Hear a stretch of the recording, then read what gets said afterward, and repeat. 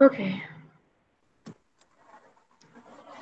We're live now. All right.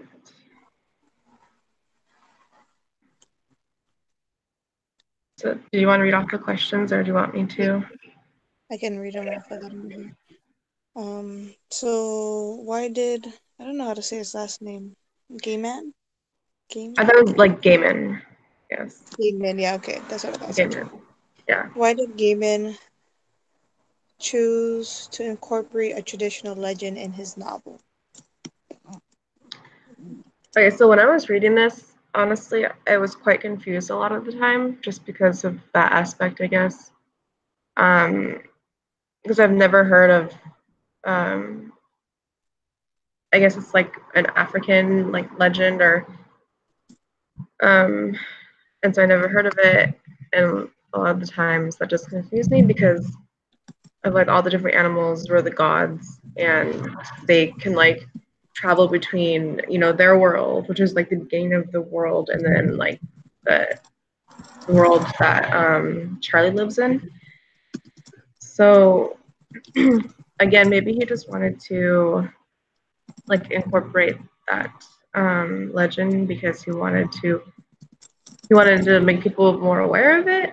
Um, Maybe he like studied it, or maybe he just finds it super interesting, so he wanted to like have his readers know more about that, or get curious about it, so they would like look up more information about it.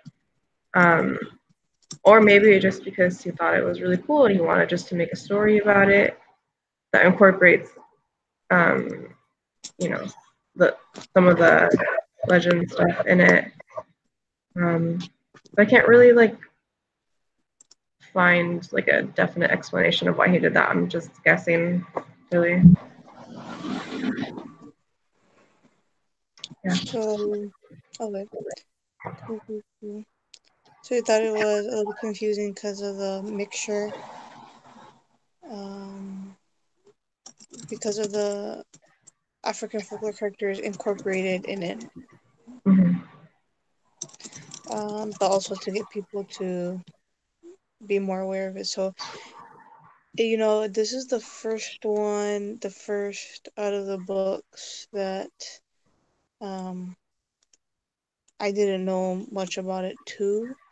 But what was interesting actually is in the pre-reading, I knew there was like the 7-minute video. Yeah. Mm-hmm. In the pre-reading, that 7-minute video, I've actually seen that in elementary. Oh, really? Like I remember that spider's face, Mm-hmm. That's and interesting. yeah, and also the story. Like not every single part of it, but I remember hearing that story before. So when I was watching, I was like, "Frick! I know I have seen this before. Where the hell have I seen this before?" Mm-hmm. And that's that's what it was. I've seen it in um I've seen it in elementary, so it was interesting. Um I think he chose to incorporate it for a few reasons. One being that Anansi is um what's his word? He's the one who owns stories, which is interesting, and so everybody has a story to tell. So it's like um thinking back to it, it's like he can he relates Anansi being the one who owns all the stories, and everyone has a story to tell or is going to tell about it. But just the way, it's African folklore, but reading kind of the background of Anansi itself, it was saying how it came to the States. Like even though, it's from Ghana, Anansi, the character is from Ghana. They went from Ghana to these any places that really had slaves, which is all kind of the islands outside of the U.S., and then actually the U.S. itself, and then how he also became a symbol of slave resistance. That's what just reading back yeah, became a symbol of slave resistance and survival. And so I think just that itself, it may not be as well known as like Cinderella or even some of the Hawaiian stuff, but I think anybody who has, um some kind of connection or some knows about Anansi, I think it'd be something easy for them to connect to. Mm-hmm. Yeah. Yeah, definitely. It's very reader friendly. And yeah, if you know anything about these legends and folklores, it'd be really easy to read because he like puts modern twists on it, which is really cool.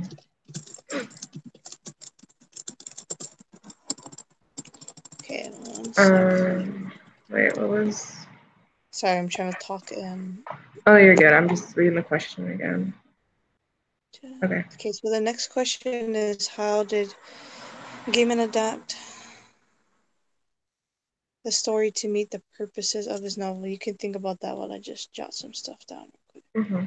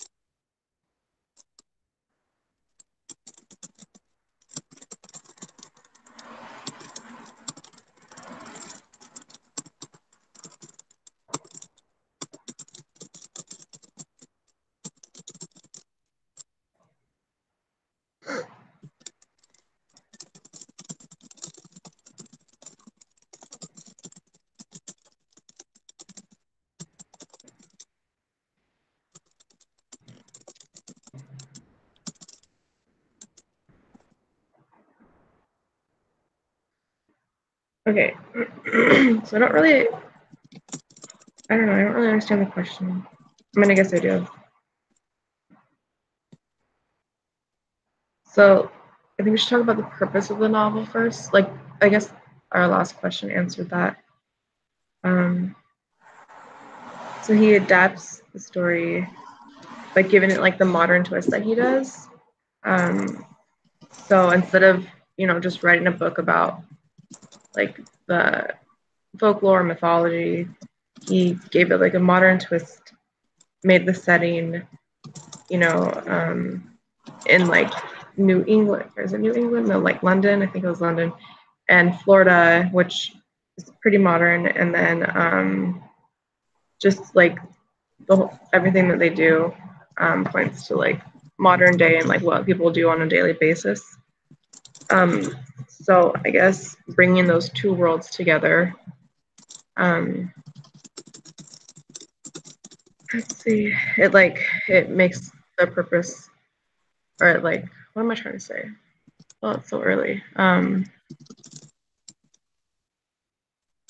It creates like a good setting for the purpose, I guess. I was reading a little bit about the book online, and it says Neil Gaiman gives us a mythology for a modern age, complete with dark prophecy, family dysfunction, mystical deceptions, and killer birds. So, yeah, he does mix the modern age with like the folklores of Africa, and like, I mean, I guess reading the book, I can kind of see that it was more of like a darker folklore, I guess, just because of like all the animals were like trying to always like kill the spider, and the spider was always trying to trick them. And then he adds in the like the dysfunctional family aspect of it, which I think we can all um, we all have, you know, been a part of a dysfunctional family at some point. So I think all of this together really creates the perfect like combination for him to get out like his the purpose of the story. Um, yeah, I don't know if I'm making any sense, but that's what I think. I guess.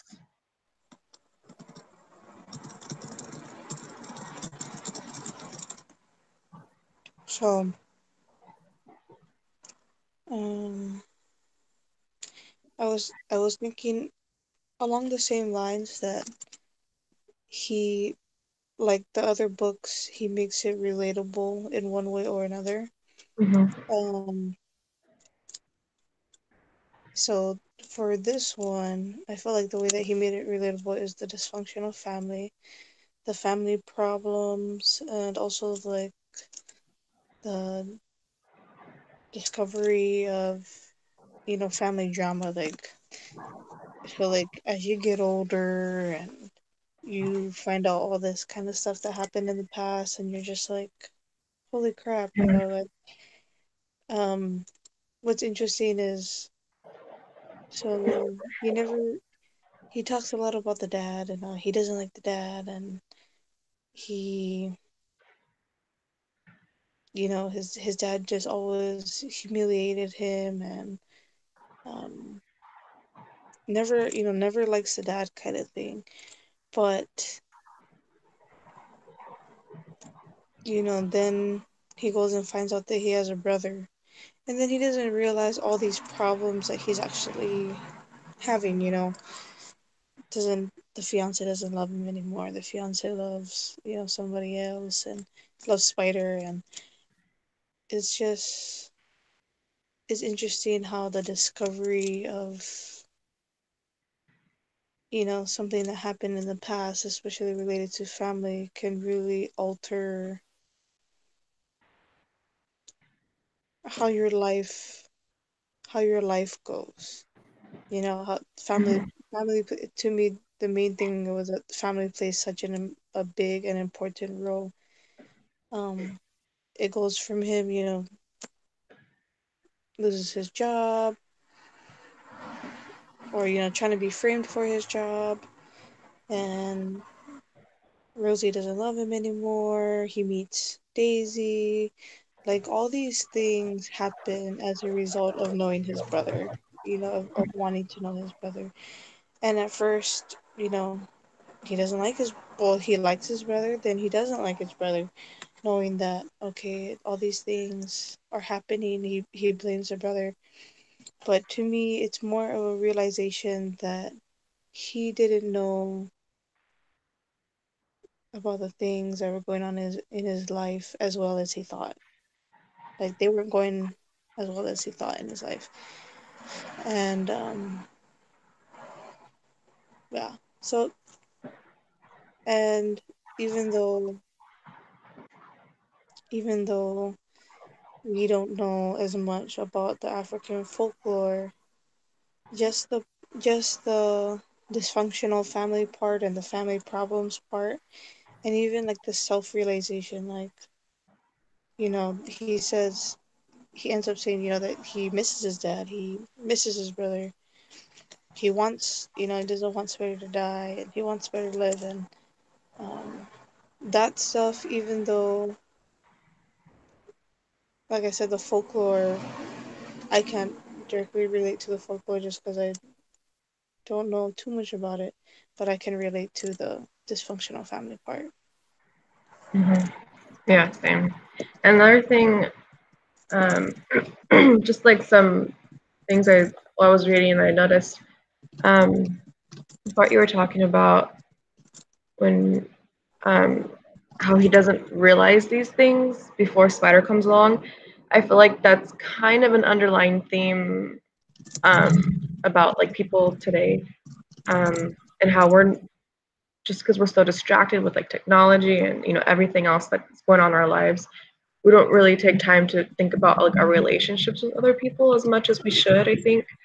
um, just because Charlie was obviously like distracted, with work and stuff. He didn't realize that Rosie, didn't like love him like a lot more, than he thought, and didn't realize that he was being framed. He just didn't realize all these things. I mean, the frame part is understandable, but he didn't realize. I guess he just wasn't being like true to himself, kind of like the other stories. You're not being like 100% true and honest to yourself about how you feel, like what you feel and what other people feel about you.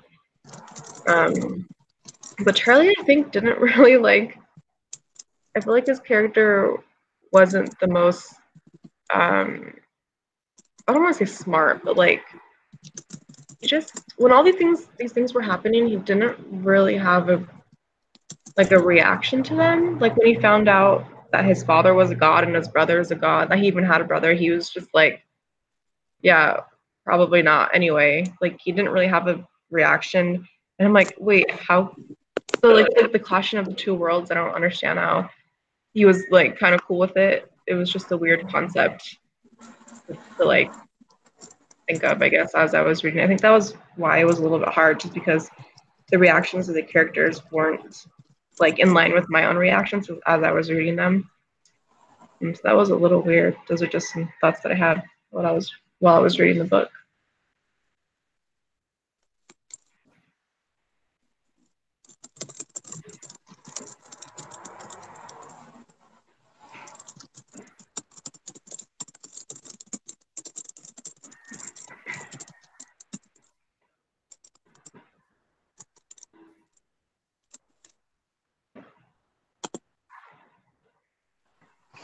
So just so you can start thinking about the next one. The next question is, in what ways does gaming make Anansi stories relevant for contemporary readers?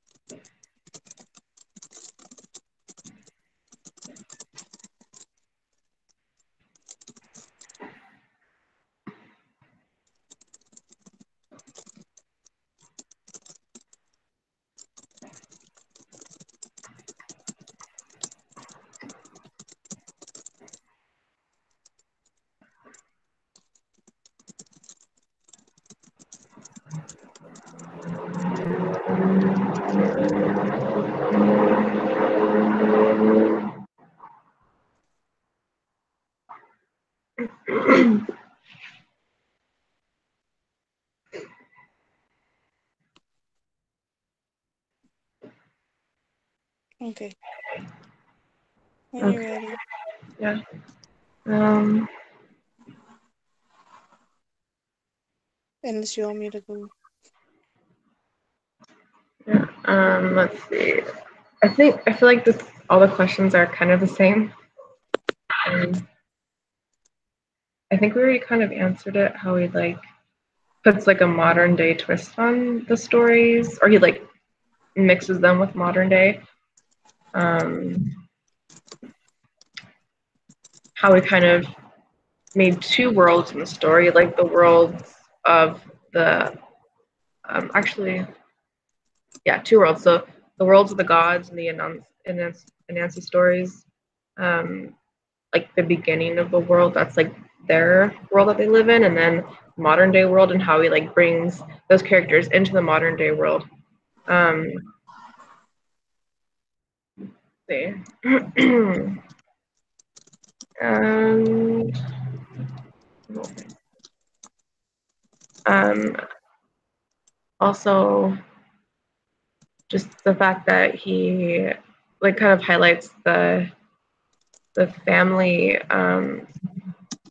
or aspect of it.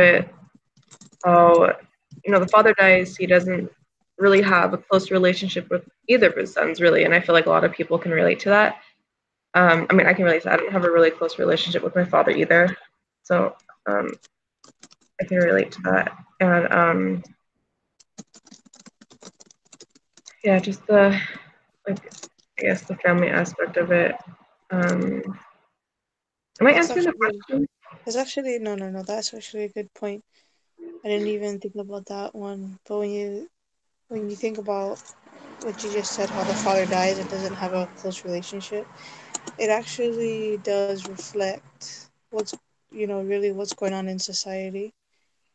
Um, most when you look at single parents, most single parents are mothers, Mm. not fathers. Um, I didn't think about that, but yeah, that's a very good point. So,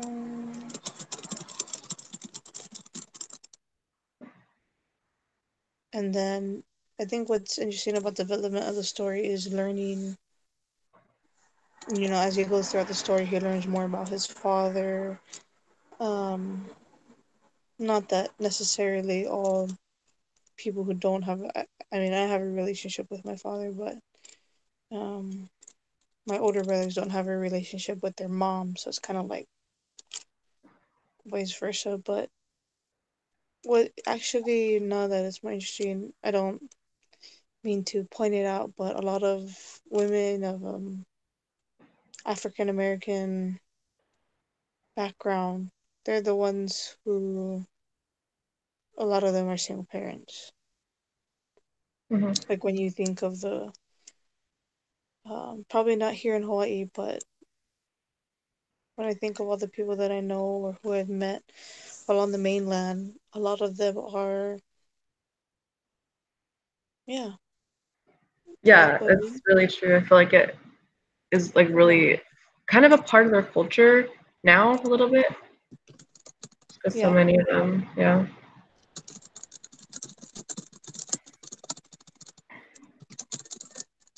Yeah, and another connection that I made. So Charlie was born in the U.S., but he moved to was it London or I can't remember. It was somewhere there in Great Britain, or yeah, that area, England. He moves there, and then I can't remember what part of the story it was, but he talks about how he wanted to lose his like annoying American accent, and like he wanted hmm to get the British accent. So that goes along with the other stories of how they just want to be, someone else. They don't like the identity that they have. Um, and then that can also relate to a lot of people nowadays, just because like I went to the conference yesterday, and I went to the New Zealand and Australia and Cook Islands like discussion. And just like being there, I was thinking, wow, I really wish I can like move there and get their accent and like, live their culture instead of my own. And like, how there were no like American discussions or like USA discussions. I was like, wow, like this culture, everyone like no one truly thinks that Americans are awesome and like, they're really being they're really trying to make their own culture strong. So I feel like a lot of people, not just me, I'm pretty sure, like don't like want to relate to another culture just because, of the opinions they have about their own culture and the other one. Because I think that also it like has a connection or makes the connection from the other books and then also from like the readers that are reading the books because they might kind of have like a culture identity crisis as well sometimes.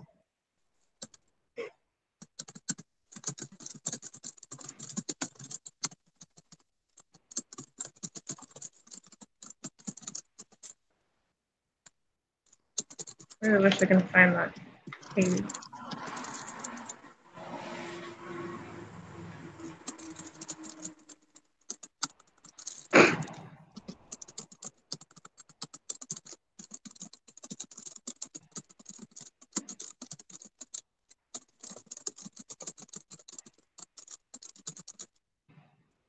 Oh yeah, and then sorry, I guess I have a lot of comments about this. Um, so the way that he makes it like contemporary and relatable is also like a lot of he uses a lot of metaphors and a lot of like sayings like that. I know like my grandparents use a lot and like my mom used to use a lot. Like my uncle, it's so weird. When I was at home for Christmas break, my uncle, I don't remember what the situation was, but he said red sky in the morning, sailor's warning. I don't remember why he said that, but when I read it on the book, I was like, oh my gosh, like I know what that means. And there's so many other metaphors that I knew what they meant. Do you want to give me the page for that one? Yeah, so it's page 69, and it is red sky in the morning, he thought, sailor's warning.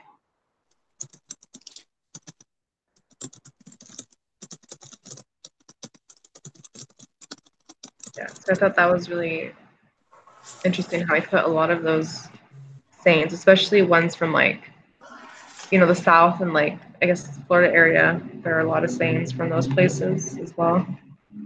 From when Mrs. Dunwoody's and all the other old ladies, they always have that. Shoot, I think we might have Yeah. a version of the book. What was that? Do we have a different version of the book? Possibly. It's not page 69. Yeah, I have this version. Okay, try. Sorry, read that quote to me one more time. Red sky in the morning. Here, can you read it? So it's the one that's underlined. Red sky in the morning. He thought. Sailor's warning. Sailor. Okay.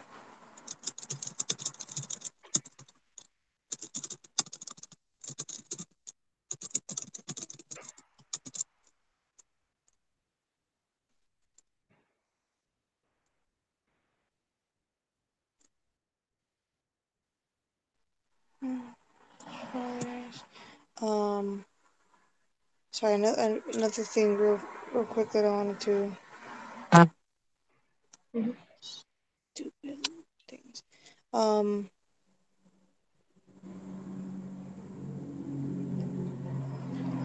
How does he make it relevant for contemporary readers? A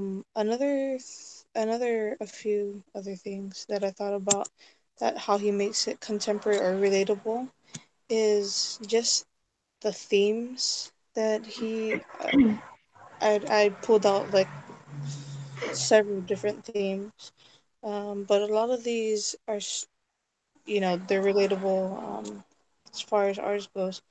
Just a few of them that I thought were about was like the idealization of others. So like how people envy others who like in the beginning Charlie envies his brother and how easy everything is for his brother. Um, and then we already mentioned that struggle in family relationships. But even just the perception, people's perception of the world, like how they view things. Like to me nowadays, people view it. They come up with their own versions of how they view the world that probably has some like cultural influences, religious influences. Um, Most people believe in some kind of God, whether no matter what kind of stuff, but there's a lot of Christian beliefs. There's Christian and cultural beliefs. So there's the cultural part, which is, all the animals, Anansi himself. But then Charlie always he has a lot of these biblical references that he puts in there. And even the beginning is like reading like the first pages um, of um, of the Bible. Like um, he talks about how um, on the first page, like literally the third sentence, That was how the world was made, how the void was divided, how the lands and the stars and the dreams and the little gods and the animal, how they came into the world. And I was just like, that's like, it's literally talking about the beginning of creation. Like creation, yeah. Um, yeah, and so I thought that was interesting, the beginning of the book. But it also brings up, like the separation of classes. Like we don't think about that it still happens. We don't think that it happens, but there still is a huge divide between rich and poor. Rosie's mom, who's, this real kind of stuck up the entire book. Hmm. Um, and then, she's always looking at Charlie like, oh, you're just after my daughter's money. And then one off thing that I was thinking about was the tourism impact on islands, like on smaller islands. That was Yeah, like just a side note because I was thinking about Hawaii, but yeah, yeah, yeah, things yeah. like that. Mm. And then along with the religion thing, yeah, I also saw that one on the first page, but then on later in the book, it like literally says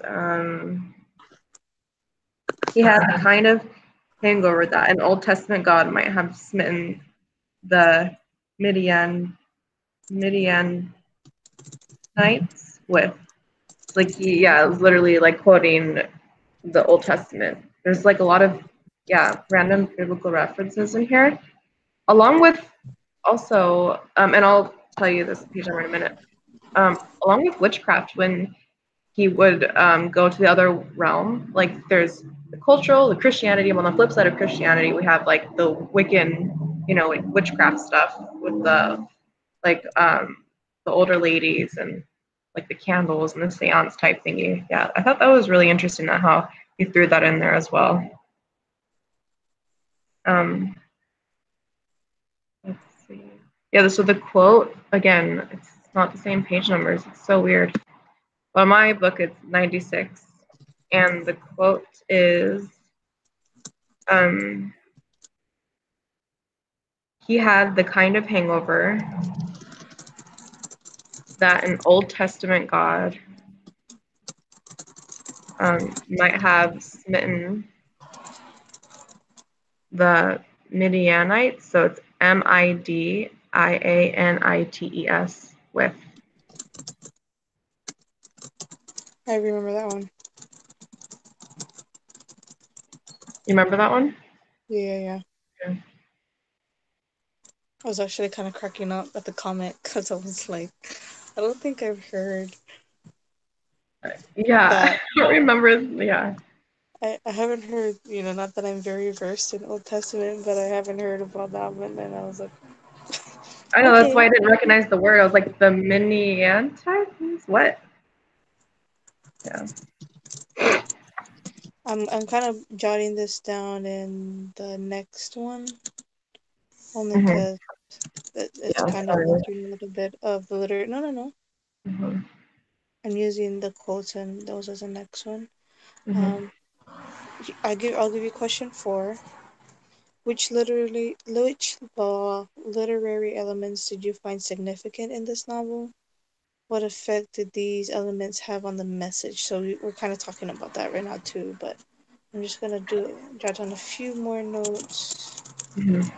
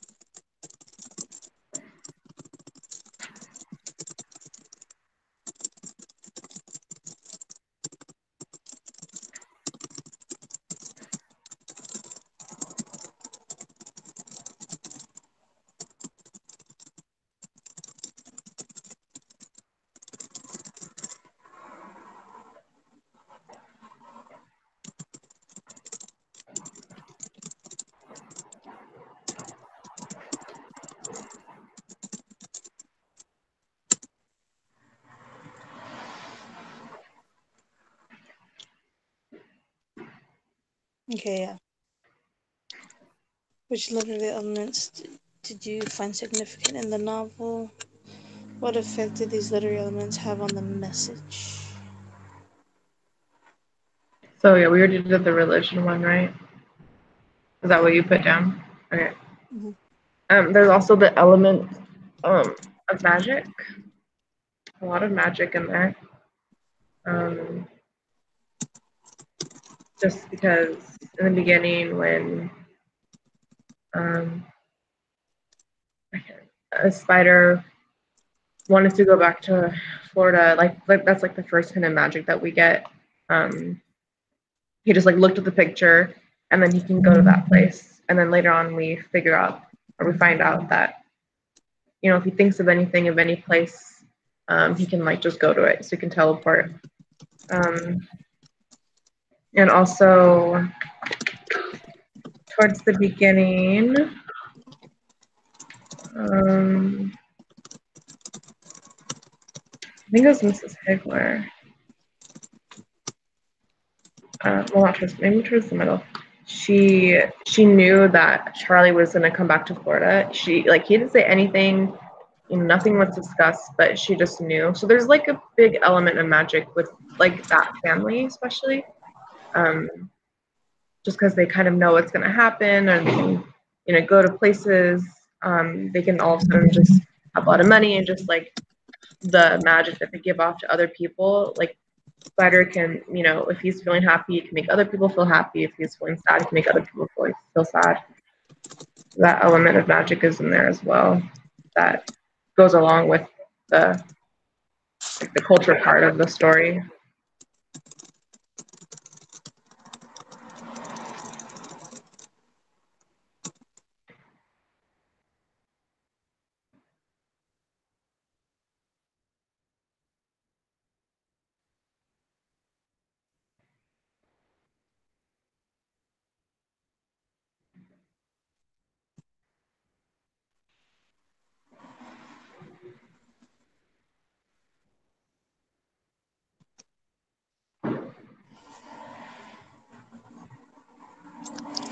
So,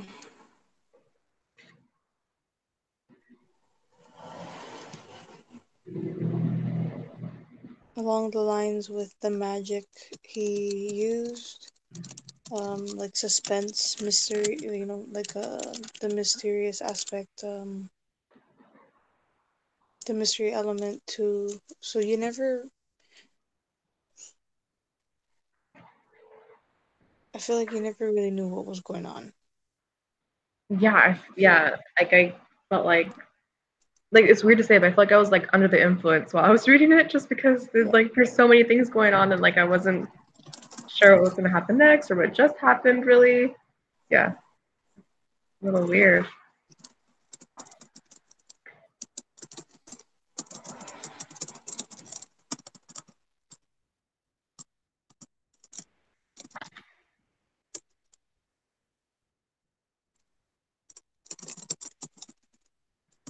Oh yeah, and how like another weird part was when Charlie was trying to go home, like the cab or him, they could not find where his home was, and so they ended up just driving around all night. And like whenever Spider didn't want him to come home, he would just kind of like put a little spell on him, I guess, so that he wouldn't either want to come home or he couldn't find his home. I thought that was really interesting.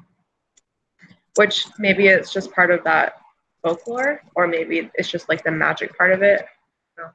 I mean, Spider is the god of mischief, apparently, so maybe that's why.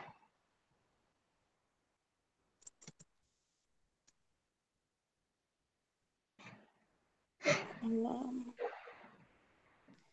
he used a lot of similes, a lot of them, Yeah. um, mainly to describe how like the characters would do something, you know, how they would do something. Um, but my book has like a million. Yeah, I have a bunch of things too. Okay.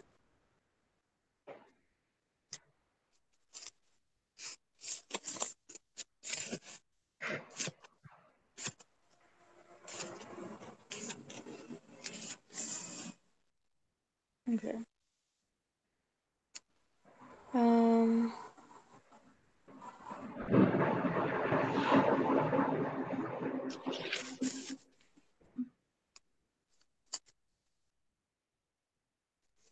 Yep.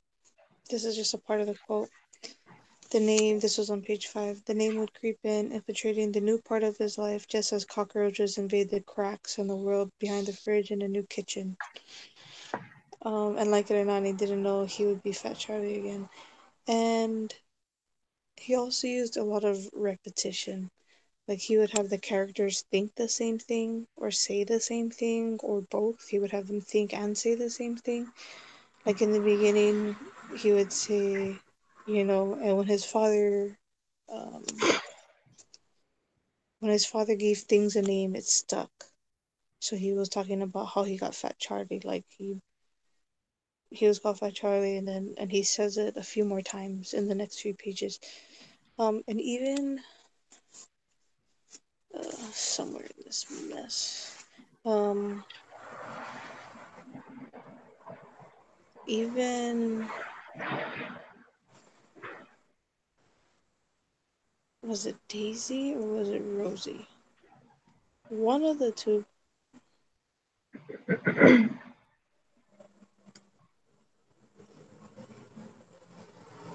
I think it was Daisy when she's talking about being a cop. Yeah, Daisy's the cop. I think it was. I'm trying to remember exactly, but I saw it the same. It was the same thing too. What she was saying, like she was.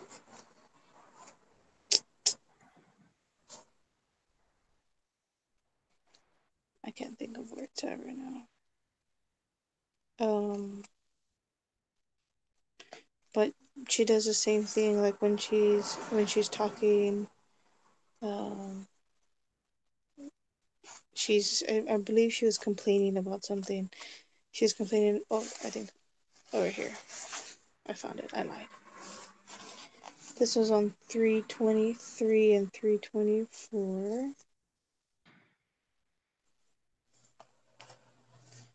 And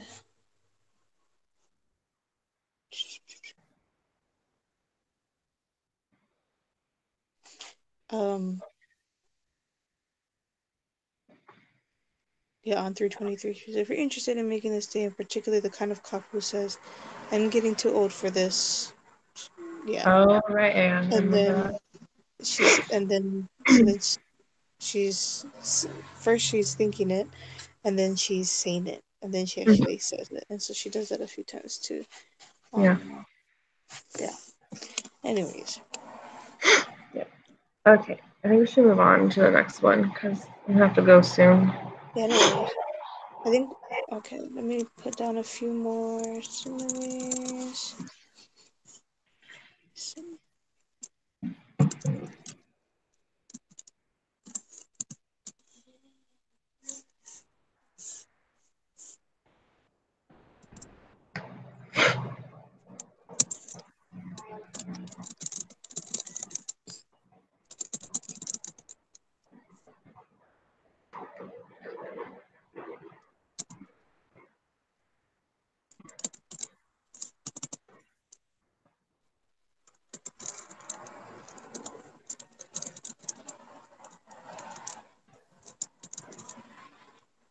Okay, I can finish the other stuff.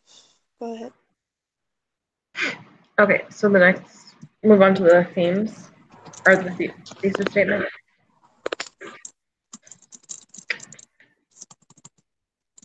Yeah. So for the thesis statement, yeah, this is a really hard one just because the book has so many themes and so many different elements in it. But I feel like a thesis statement would be somewhere along the lines of like family and like taking the time to find out, like where you come from, what your lineage is. And I feel like that's really relevant nowadays just because like the whole DNA thing that everyone's doing and like finding out, oh, like you're this, you're this percent of this, you're this percent of this. So even though the book didn't come out anytime recently, but I feel like that theme is, or that thesis statement would be very relevant now, especially along with this book, just to like, yeah, finding out, where you come from, taking the time to do that, and taking the time to like reach out to like your other family members to talk about it and stuff, and how that can change your life, just because that changed Charlie's life a lot.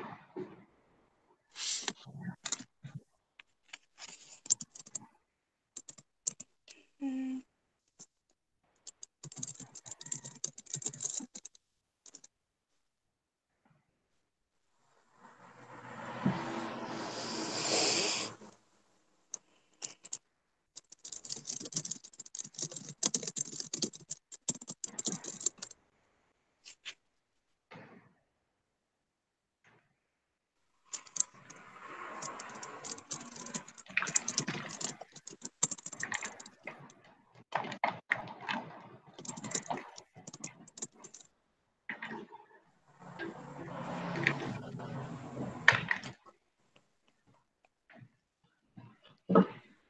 Identify examples.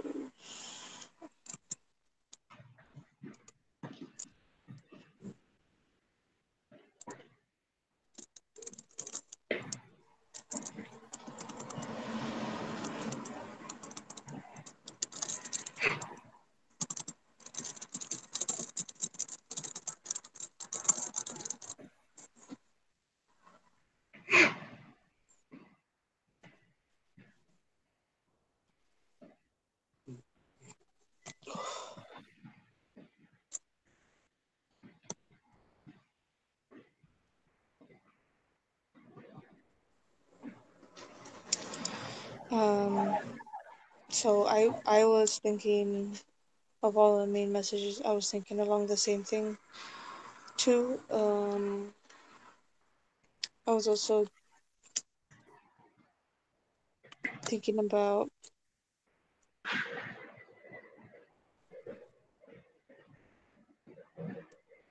the cultural importance of stories, the cultural importance of the stories, how they play a role in family, um,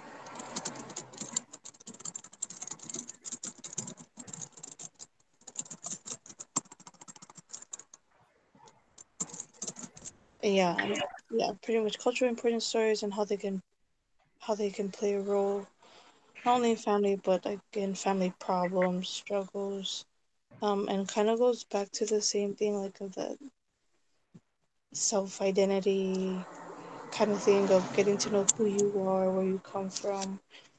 Um, but in my mind, it's also part of that like self realization, self acceptance, who you are, um, aspects that you can't change about yourself. You can't change what family you came from, you can't change your DNA, accepting things that can't be changed.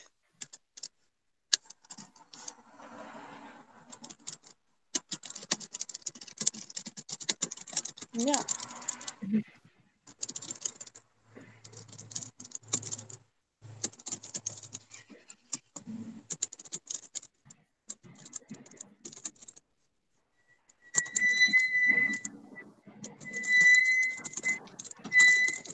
I think that is all we need.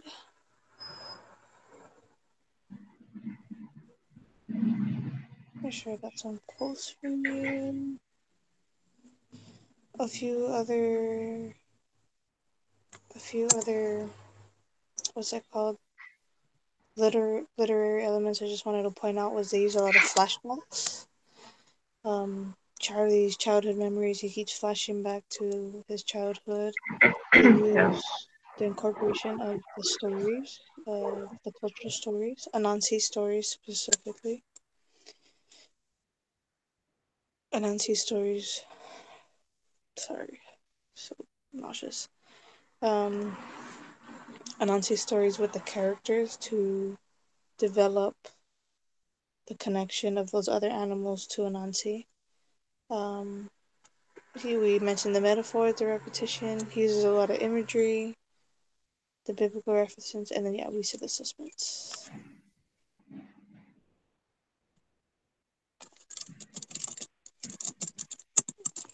Okay. I think we're good.